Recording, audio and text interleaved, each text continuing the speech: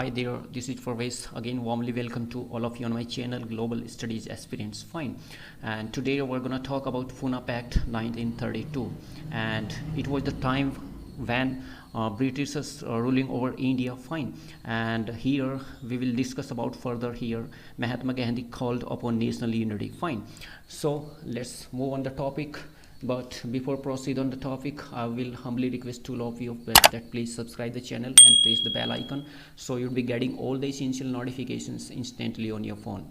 Okay, let's move forward. And here on your computer screen, friends, this is the very first slide over here. And first of all, I will let you know the basic introductions of this Poona Pact. What exactly was it? Fine. And actually it was an agreement which was formed between Mahatma Gandhi and B.R. Ambedkar Rao, and on the behalf of depressed classes and upper caste. Fine.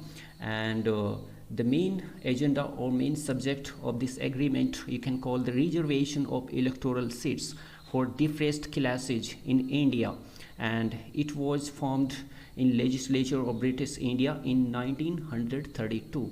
I hope by here you must have been understanding, friends. And here let's move forward.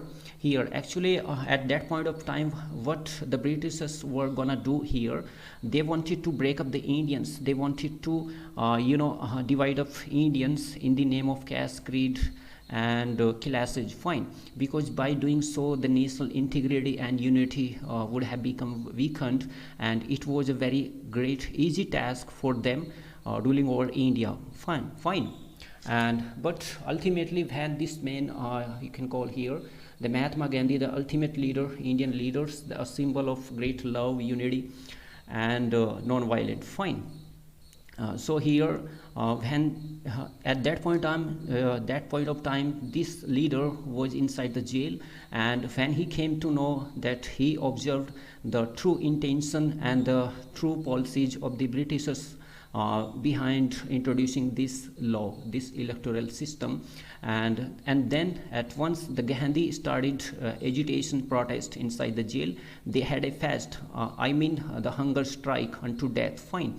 And ultimately after that when the outside of the jail, when the main leaders of Indian main leaders came to know about it, that they started huge protest all over the India. Fine.